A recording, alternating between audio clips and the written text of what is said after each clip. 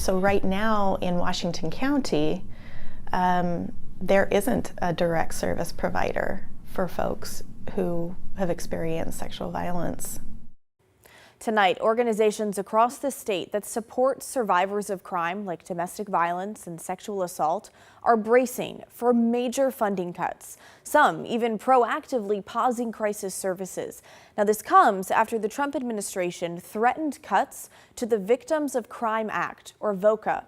The fund dates back to the Ronald Reagan administration. He signed it into law in 1984, and it's funded by criminal fines, not tax dollars, and distributed through grants to programs that help survivors. That's programs like the Sexual Assault Resource Center in Washington County, which has been around since 1977, providing 24-hour response, as well as being there for about 200 people a year who show up to Washington County hospitals for forensic exams after an assault.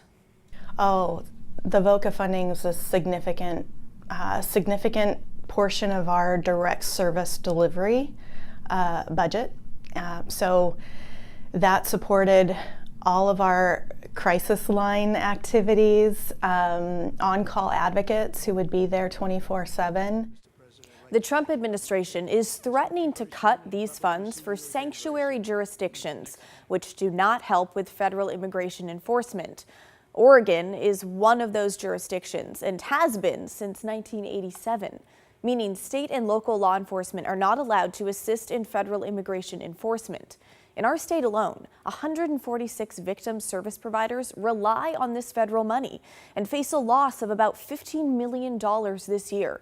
Brandy's organization typically gets $187,000 from the VOCA fund, and she's been told to anticipate an 80% cut, which is why last week, Brandy put an emergency pause on all direct services, including 24/7 care.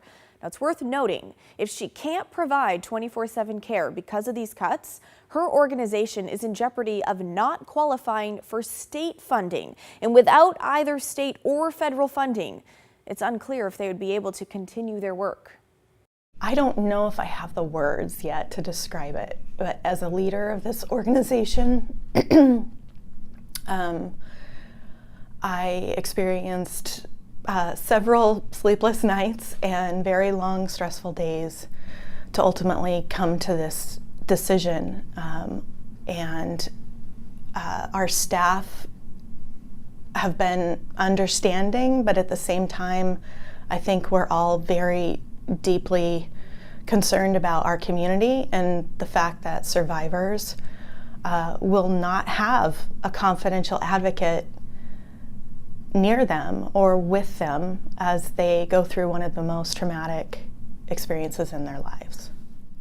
Today, Attorney General Dan Rayfield joined 21 attorneys general suing the Trump administration over withholding funding, over $1 billion for crime victims nationwide.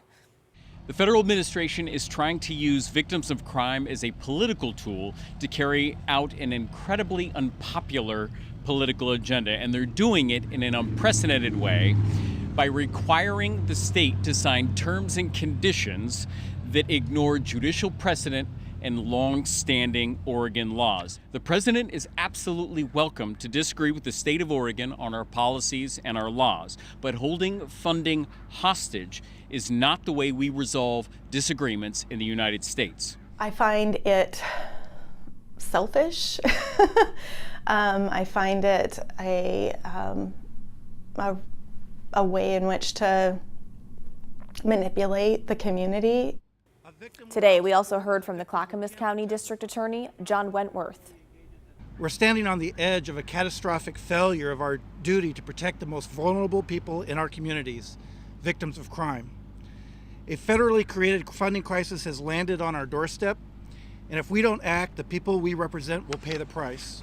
I'd like you to consider the plight of a mother who finally finds the courage to pack a bag, grab her children, and flee an abusive home in the middle of the night. Where will she go? VOCA funding is a lifeline that pays for crucial services for her and thousands of others. Now, while this lawsuit plays out, AG Rayfield is asking the state legislature for roughly $3 million to help fill the gap. We know that the federal government's chaos has only made it harder at the state level, and we have an obligation to ask the legislature to step in and backfill what's been cut. We realize it's an incredibly challenging time to be asking state lawmakers for funding. Now let's remember, at the end of the day, it's those who have suffered from some kind of crime that will feel this cut the most. When survivors experience sexual assault, it is so important for their long-term healing journey and their long-term mental health to have someone with them who believes them and is alongside them through that journey, whenever they need it and however they need it. And that is part of what SARC offered our community. Not only right after an assault, but at any point during their healing. And this will be a missed opportunity. Okay, joining me now live is Washington County District Attorney Kevin Barton. Mr. Barton, thanks for coming on the show. Thanks for having me. All right, let's start with the basics here. How will these cuts impact your office? Well, the cuts will be devastating, and they impact my office in really two ways. First, we'll lose some direct funds that we use to hire victim advocates who are social workers who help crime victims out throughout the court process. We'll lose about a quarter of our victim advocate positions. So that's 5 out of our 20 positions. And then second, and perhaps even more significantly, we'll lose the ability to work with nonprofits like SARC that we just heard from, and other nonprofits that rely on these funds who do so much good work to make sure that victims have the support that they deserve and that they need when they're going through that initial process of reporting a crime. And that means when a victim goes to a hospital, for example, a rape victim, to get a sexual assault or rape kit exam, having someone there with her. When a victim has a child, a mother has a child who's been a child abuse victim, having someone that child can go to and tell to a professional what happened to them so we can prosecute that case. So really important aspects of these nonprofit partners that we work alongside. So Clackamas County District Attorney John Wentworth today said that when victim services are cut, there is more crime and cases fall apart when victims are unable to testify or take part in the process. How do you see this impacting future cases in Washington County? It's really just tragic because on one hand, we'll be unable to support crime victims at the level that they deserve to be supported at.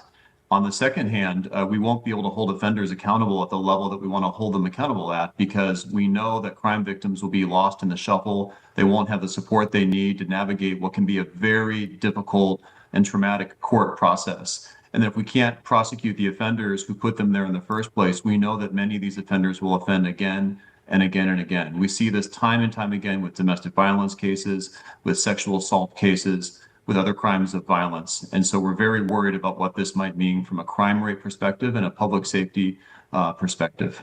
I mean, what do you make of the Trump administration holding these funds, as the Attorney General called it, holding them hostage to get the state to comply with his immigration policies? I mean, these aren't taxpayer dollars we're talking about. This is funded by criminal fines. Right. You know, the VOCA fine dollar amounts, the VOCA fund has been around for over 40 years now, and it's been a very stable source of funding when it comes to not asking the taxpayers to pay for these amounts. It doesn't make sense to me that we're now in a position where these funds are tied to a broader national issue. At the end of the day, prosecutors like myself and victim advocates across Oregon, all we want to be able to do is to help crime victims out in their time of need and to prosecute and hold accountable those who put them in that bad situation. And now we find ourselves in a really precarious and difficult situation. What is your message to survivors in Washington County who may be watching this tonight? My message is we will do all that we can to support you throughout this process. And while it does feel like we have one hand tied behind our back now with the loss of funding, we've got two hands, and we're going to still go forward and do everything we can to make sure that victims have a safe place to report a crime, and that most importantly, that we can hold people accountable when they choose to harm someone else. Okay, Mr. Barton, thanks for coming on the show. Thank you, Blair. So talk to us. What's going through your mind? Do you agree with this type of money being withheld because of Oregon's sanctuary status? Why or why not? Email the story at kgw.com or call and leave us a voicemail, 503-226-5090.